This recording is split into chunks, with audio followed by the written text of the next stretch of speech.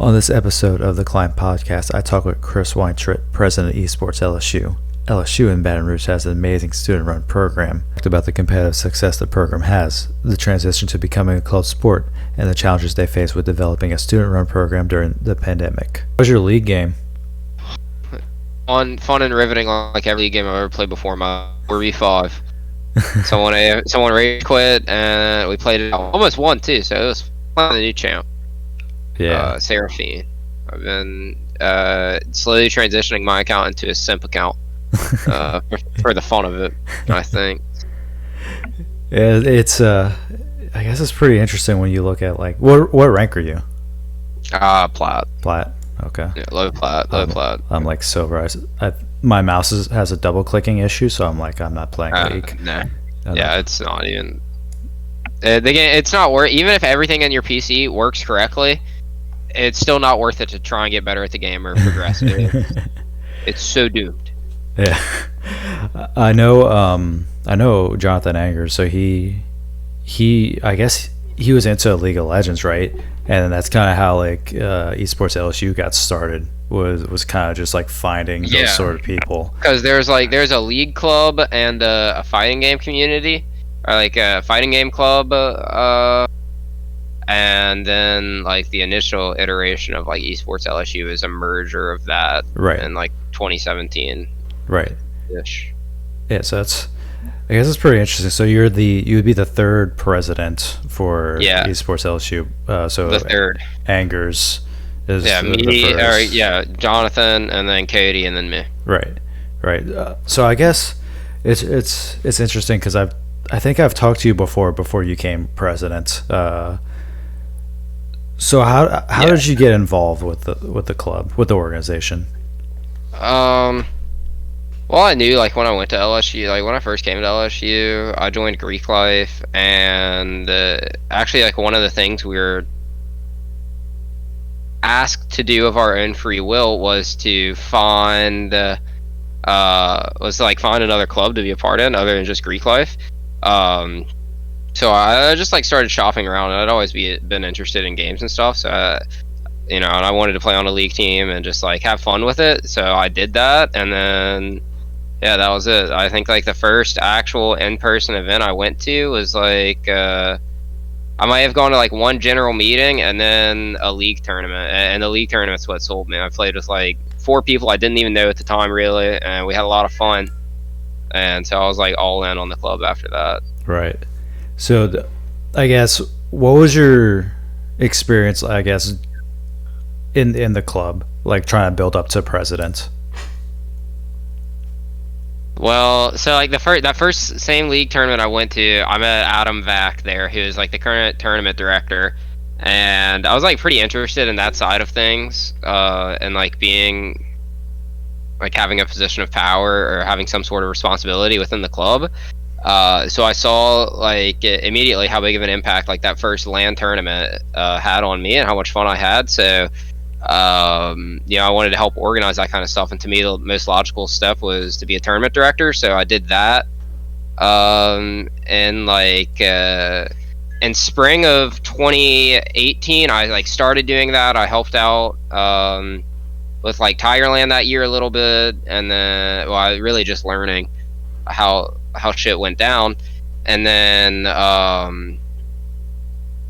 probably like fall 2018 I was officially like tournament director, and spring 2019 I did a lot of work at Tigerland.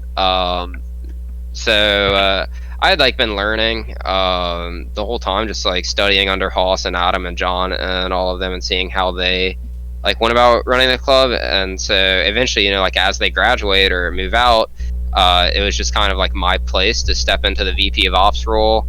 And then like I remember having we had someone from HTC come over for a Tigerland or like some event with sponsors, and he took us out to lunch, and it was like it was me and Cody that went out to lunch with him, and it was right before Cody got elected president, and I was VP of Ops for a year, and he kind of asked me like what I wanted to do. And I think at that point I was pretty set on becoming president. It just seemed like a really logical like flow, like a progression throughout the ranks of the club. and I thought I had it in me to like do a decent job and essentially do a good enough job to warrant running for it. And then, like when the time come when I had the most experience left on exec board, so I just kind of shot my shot. Right. Yeah. So you've been president for about a year now, right? You were in fall 2019 is when you started. This is my second year. So, yeah, I last fall was my first full semester as president, Okay. but we had started planning events in the summer, of course. Okay. Yeah. So yeah, this is going up on like probably 15 or 16 months or something like that. Year and a half about. It's pretty cool to see like the different transitions from I guess when it started to I guess where it is now, right? I remember the old like the power button logo that you guys had into my god, the old Esports LSU logo. Yeah, it was pretty cringe.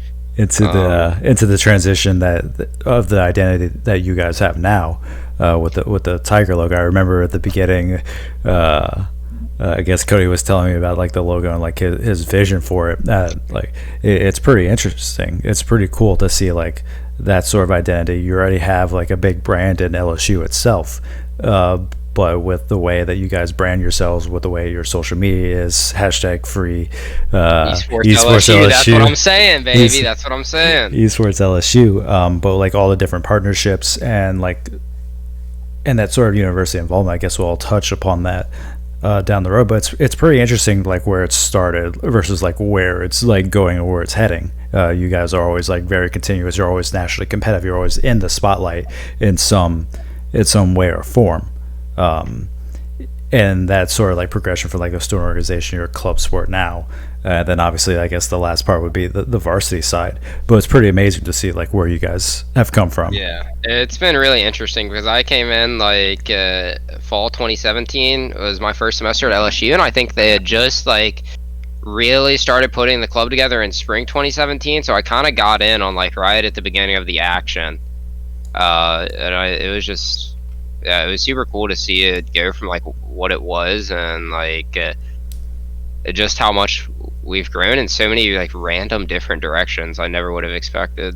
Right. Like, just the random DMs you get to work with like different people and the opportunities, like all the lands we've traveled to, like the dream hacks and stuff. I think those are like my top memories of like just bringing a whole lot of LSU people to dream hacks and meeting up with other colleges, you know, seeing all the teams that you compete against in online leagues and stuff like that. That was always really cool. Right. I know for CS:GO, like you guys were featured like multiple times at Esports Stadium Arlington. I think I remember like the different.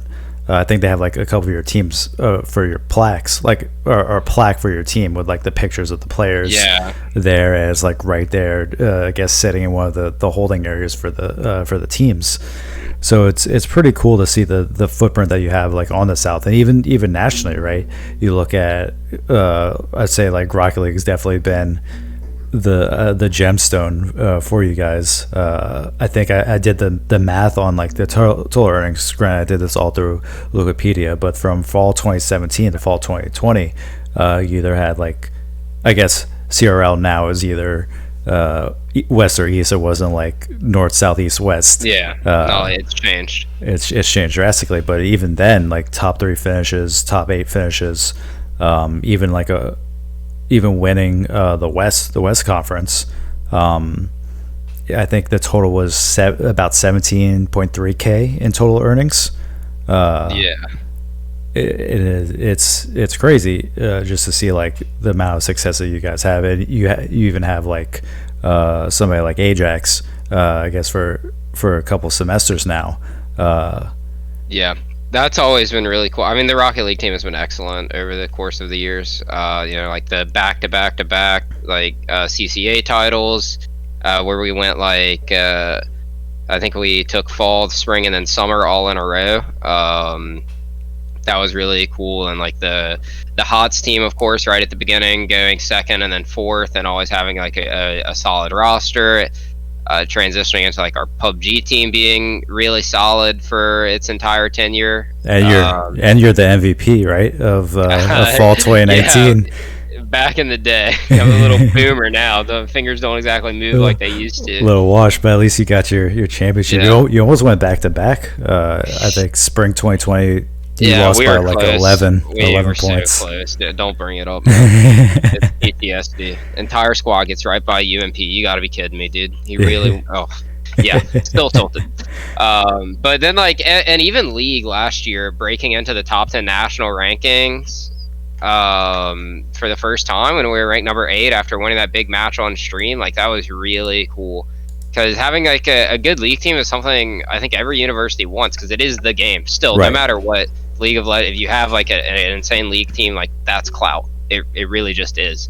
So like we're super like proud of them for doing something like that.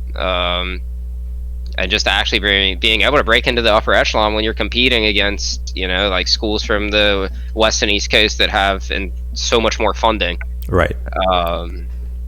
But you're still able to put together a solid roster and compete at a high level is something we've always been really happy with. We have a lot of teams that put in a lot of effort and get good results. Right.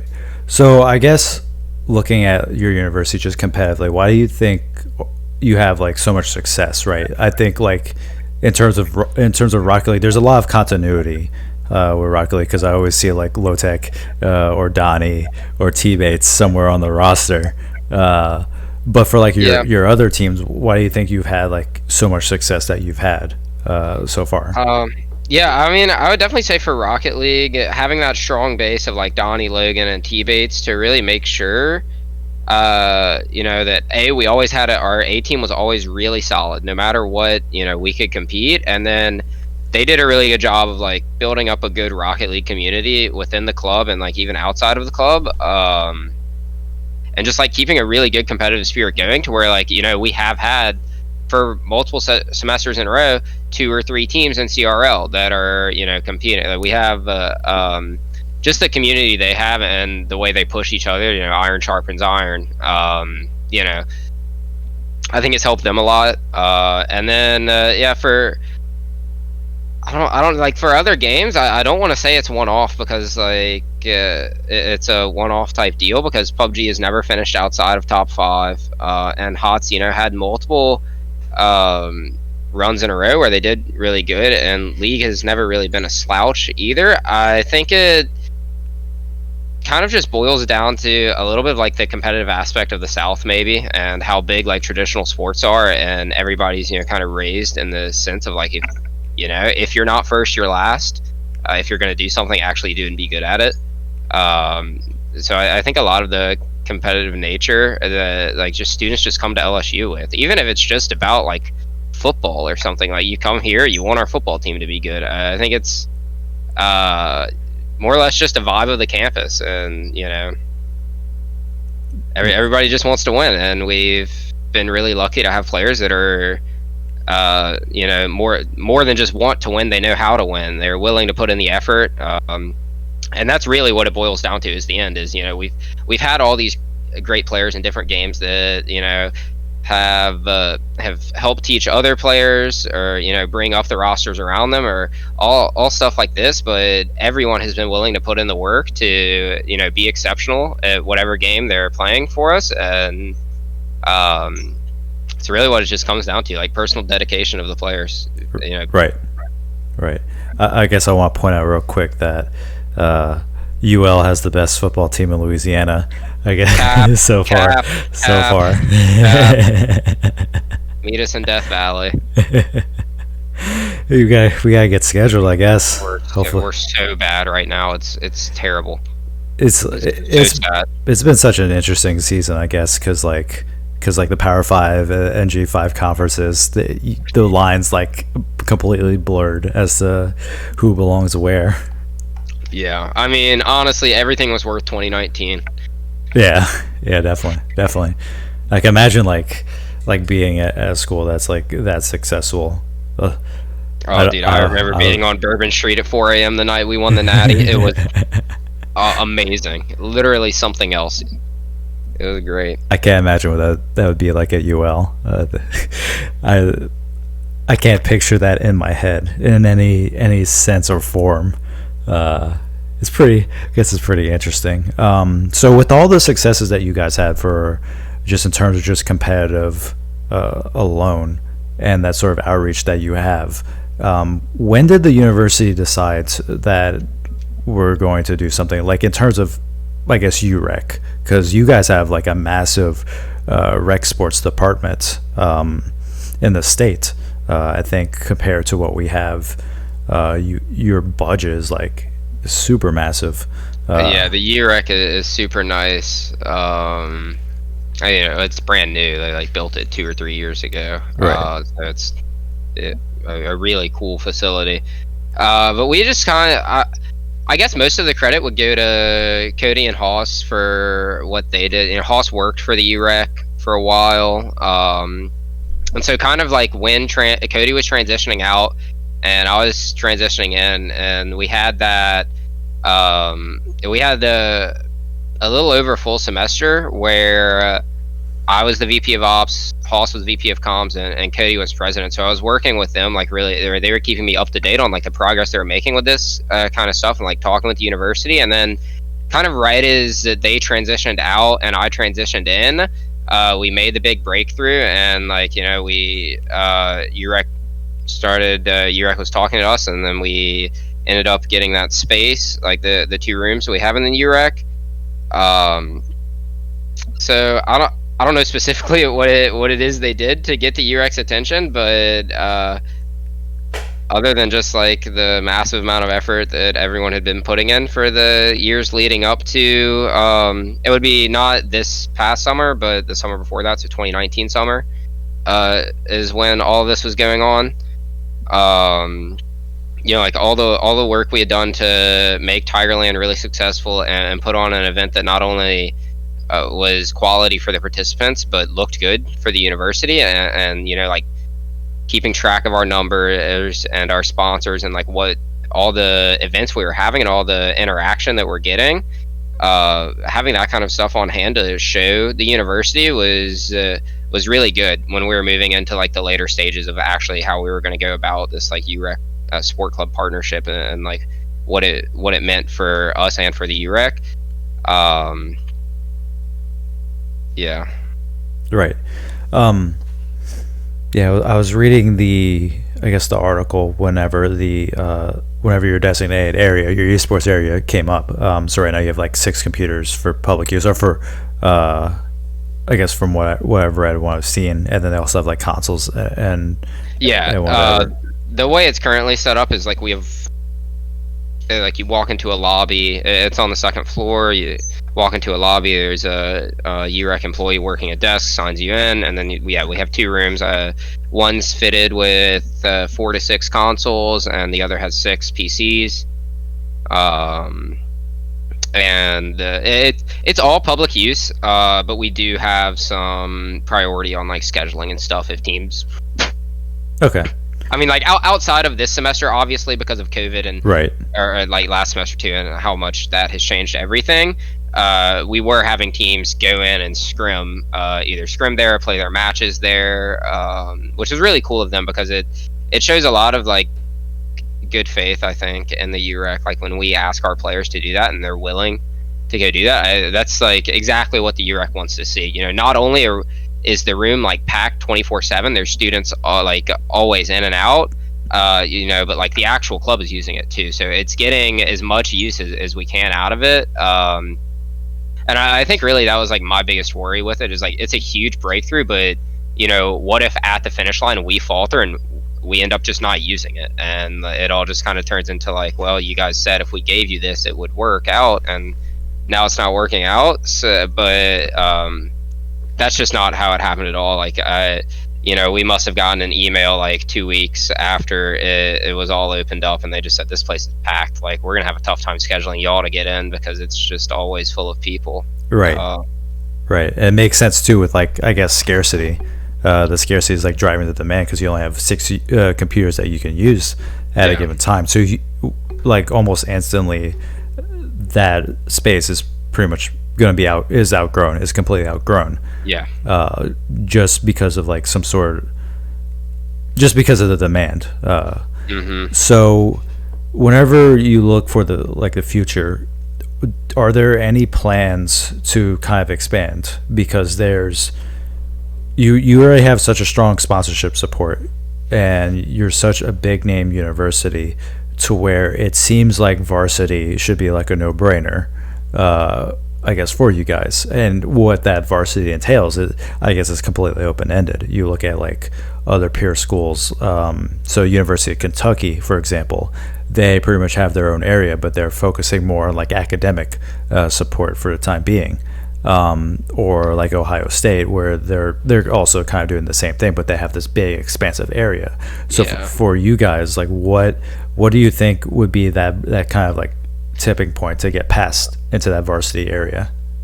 I mean, like, well, obviously right now with our Twitter down, it is kind of doomed, like, expansion wise, because not to like, I hope this doesn't come off as like too proud or anything, but we did have pretty much the largest collegiate like esports Twitter account in the South. Right. We were going to be the first ones to 3,000 followers. We were like leading the way, doing a lot of really, like, Haas had done a lot of really good stuff, especially in teaching everyone like how our social media should be run and like what we should be doing. And we had a lot of growth there, and that's basically our main outreach. And I think like in collegiate esports in general, Twitter is kind of like the de facto social platform to use. Right. So until our Twitter account gets unsuspended, it looks a little rough. But really I've already had this conversation with athletics about like what varsity means at LSU, because it is different for different schools and different conferences and how that all works.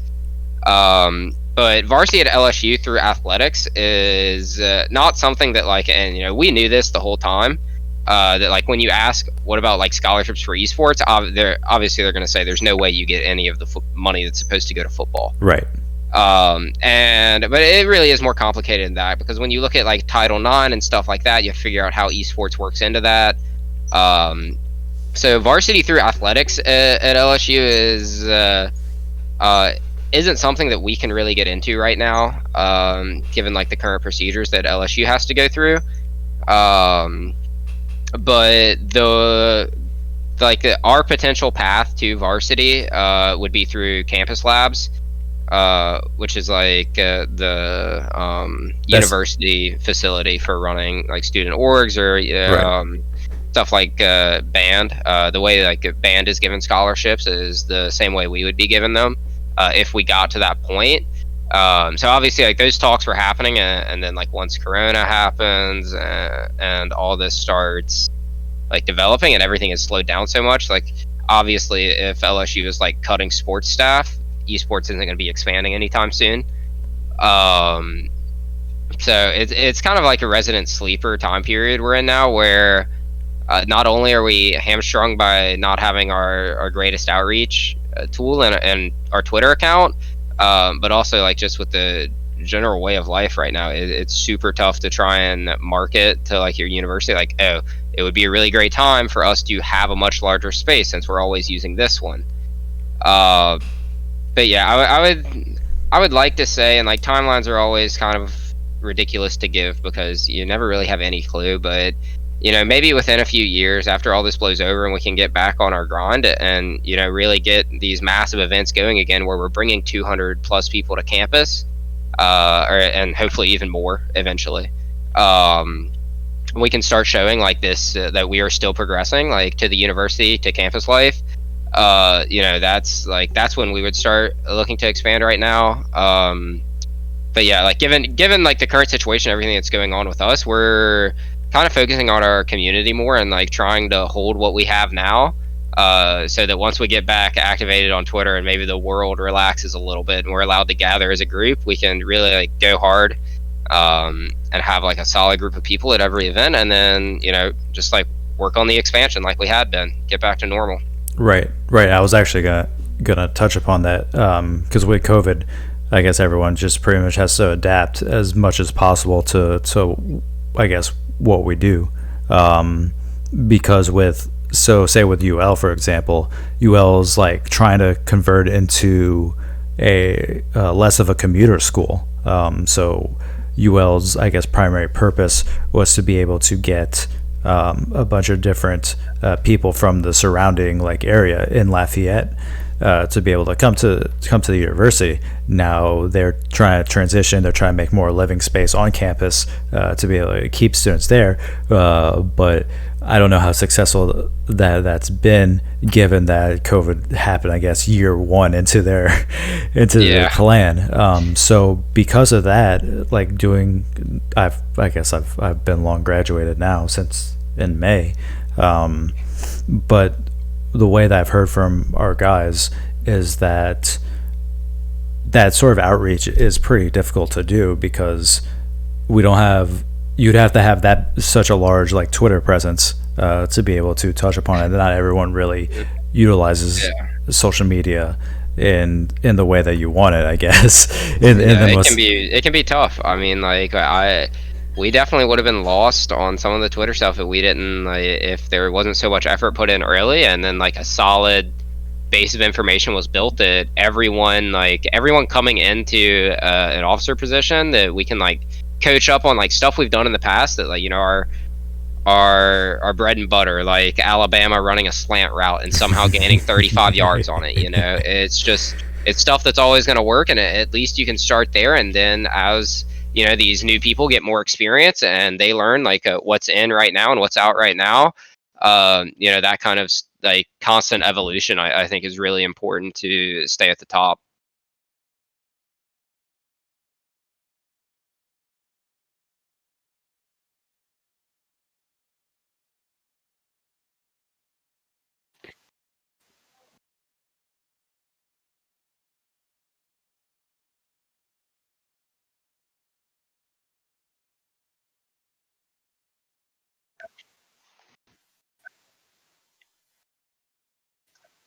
Yeah, so obviously it's really tough in this semester, and even including spring semester too, even though like spring is never a big recruiting semester. But like, yeah, in the fall you have all these freshmen coming in. You know, each LSU class is getting bigger and bigger. I don't know if that's necessarily true this year with Corona, but the trend had been, you know, we're getting more and more students each year, so it's becoming easier and easier for us to find people. And you could see it, like our general meetings going from like maybe in 2017, our general meeting had 60 or 70 people at it, our first one, which is usually the biggest one of the year.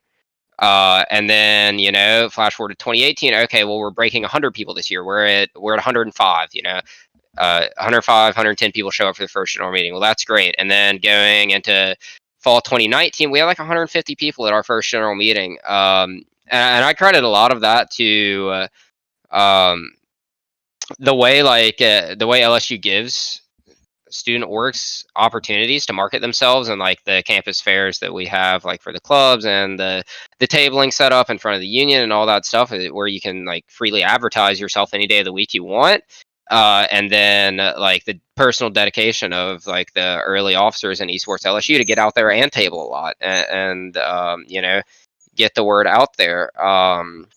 But you're right, it looks a lot different these days. Just like obvious example, all of our general meetings are now streamed on Twitch. You know, yeah. But it's like it's kind of like, what else can you do? You know, Louisiana has just moved into phase 3, so there's a possibility that you can have on-campus events now if you're under like certain criteria and numbers about limits of space you're in. But like even that, there's so much protocol to go through. You question if it's even worth it. So we've been really trying to go like through the online route, and obviously that would be much easier for us if we had a Twitter account. But um, that's like you know, we've gone back to like Facebook and Instagram because we don't have many options right now. Um, but yeah, we're really just you know, doing what we can. LSU has still had some opportunities, but they're mostly online. I think the campus fair this year was all held through Zoom. But you really think about it, not many students are going to go to that. You know, like it's. I think the biggest problem right now, or maybe it's not a problem, maybe it's just a challenge in our way, is that with so many people taking online classes and people just not being on campus as much, if you spend a lot of time in your home, just you're hanging out in your room all day, you're going to end up doing a lot of what you want to. Maybe not all of what you should, and definitely not all of what you could, but definitely a lot of what you want to do because it's just so easy and convenient. You're so relaxed. Um, and so it begs the question of like how do you get people to like compete in community events or like come hang out when they could easily just be on their computer watching YouTube or whatever, just like chilling out, binging a new Netflix show every day. So that's kind of like what our struggle has been. Just because there's a lot of things if you are at home, you probably prefer to do something else. You know, have a meaningful like conversation. It's so much easier to get stuff done face to face, in person, like together. Like the meetings I've had with the LSU staff and like faculty advisors and the EA people that work at LSU. Um, like we literally just don't have as many of those because there are so many events that we would normally do throughout the course of the semester that are just not possible right now.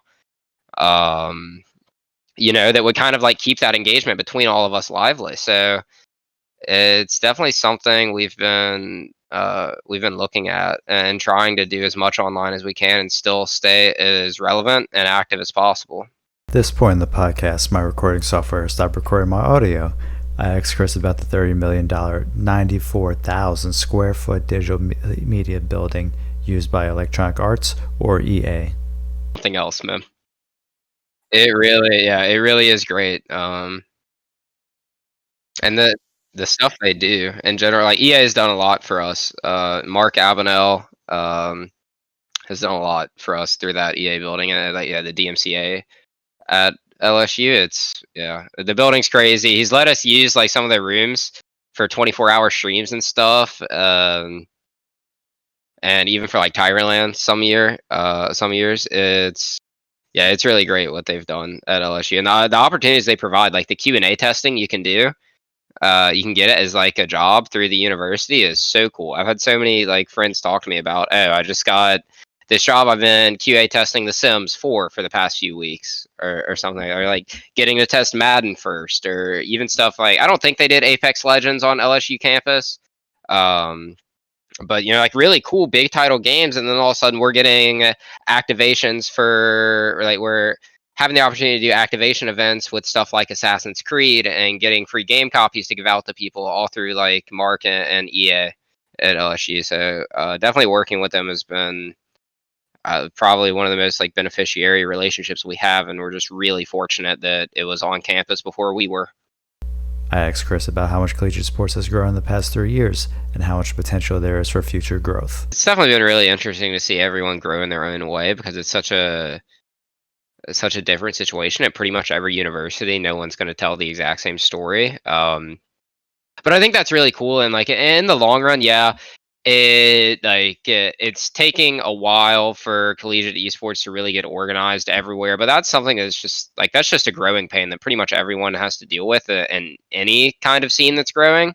But in the end, I really think it'll be better for collegiate esports to have that kind of tenacity of like we all came through different challenges to achieve like some same common goal of developing a good esports community at each school. And then maybe in 10 and 15 years, everything is super mainstream.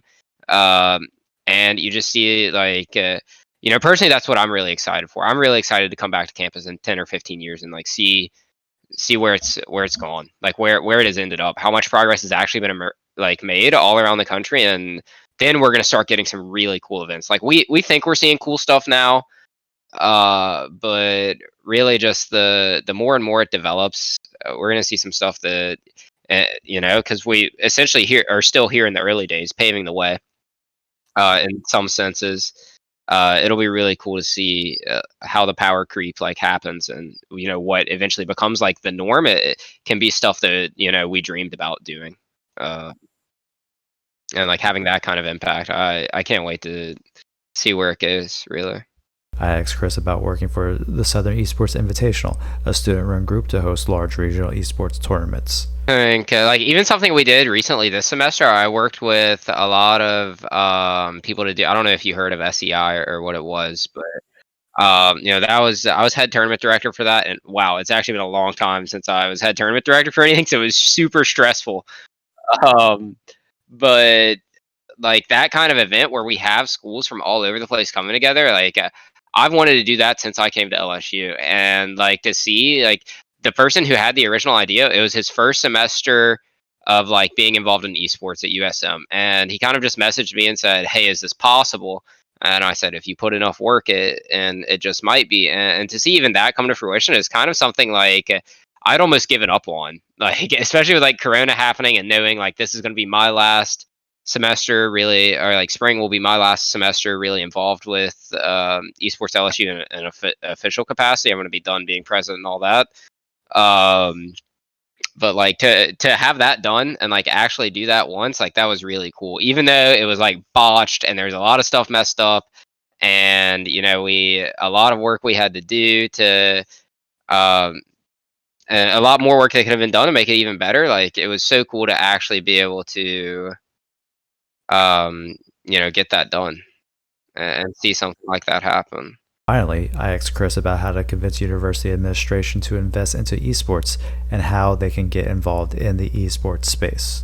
I think it really comes down to being able to show them the evidence, like that it is working. Like pretty much, like all around everywhere you check, if there is a college that has a community that is putting the right effort in, and that can look like getting the right connections, and if you're just starting out, that initial like growth, or it can look like many different things, but if you point your administration to some like hard evidence of like of course UC Irvine, right? Everyone shows. I've shown our athletics the pictures of UC Irvine's facility, and I'm like, look, this is what it really looks like when you have it at the highest level.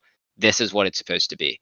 Um, so I think a lot of it comes with maybe knowing like the history of the scene, and being able to kind of take help walk them along a timeline of like what was meta, what was the standard, and like how it's grown. I think is really important, because obviously like the biggest question you get asked when you're in those meetings with administration is what is esports, like just a completely broad general question of like what the hell am I looking at.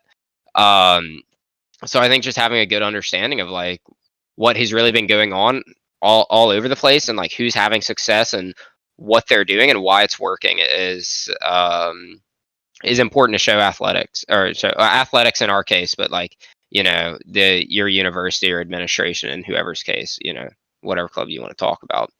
Um so yeah, I would just say have the actual details of what's working for other people. Uh is some stuff that we've shown them, and like obviously for us it's been a little bit easier because we can show them the personal success we've had on campus. But maybe if you're a smaller organization like student org that's just starting out and trying to convince that your school that you're worth it, because that's essentially what everyone's trying to do. um Convince your school that there is value here. um then you just need to be able to tell them, hey, this is like it's working in all these different demographics of schools all over the place. We can make it work here too. It's really a matter of effort, and putting in the right kind of effort, and you will. I really do think you can see results pretty much anywhere. If Baton Rouge can do it, like if the South can do it as well as we have, given how like that we are the most deeply rooted in traditional sports, um, then I think it's possible anywhere.